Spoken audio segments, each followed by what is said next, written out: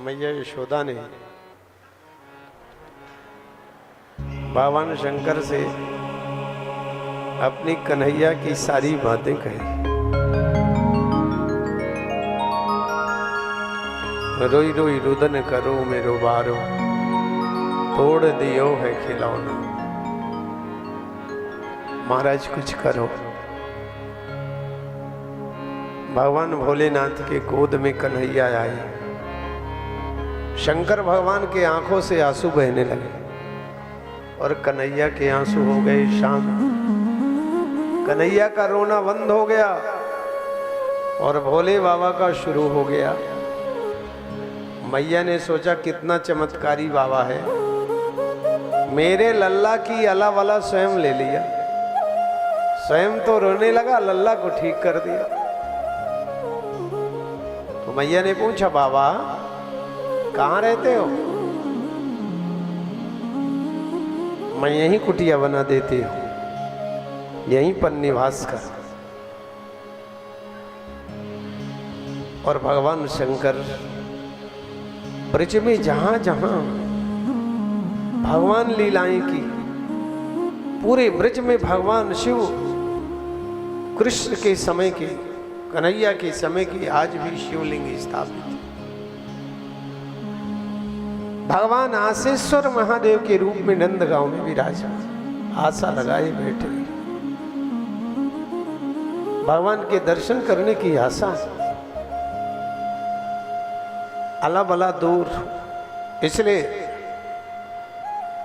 मथुरा में भूतेश्वर महादेव विराजमान, वृंदावन में गोपेश्वर महादेव विराजमान,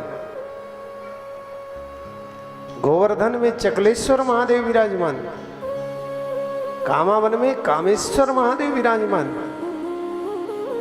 और नंदगांव में आसेश्वर महाराज विराजमान है। ये दर्शन कब होते हैं पता है?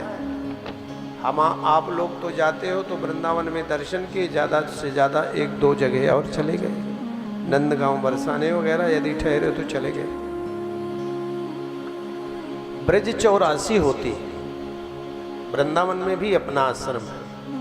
हर वर्ष हमारा नियम है, प्रभु चलाते हैं, हम क्या हर वर्ष ब्रज 84 करते हैं गाड़ियों से। अब पैदल तो हो नहीं पाती, गाड़ियों से सुखप्रद यात्रा होती है। दिसंबर में यात्रा निकलती है अपनी, लगभग 1 हफ्ते की यात्रा।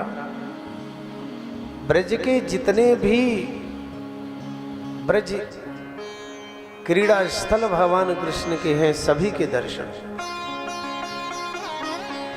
ब्रज 84 तीर्थ दर्शन यात्रा उसका नाम होता है। ये यहाँ कृष्णम बैठे हैं, ये व्यवस्था वहाँ की देखते हैं। आप लोगों में से किसी की इच्छा हो कि ब्रज 84 की यात्रा हमारी हो जाए तो आप सब लोग यदि कोई मन बनाओ तो संपर्क रखो। वर्ष में भगवान की ऐसी कृपा है कि आधी कथाएं साल की, लगभग 12 कथाएं साल की अपनी तीर्थों में होती।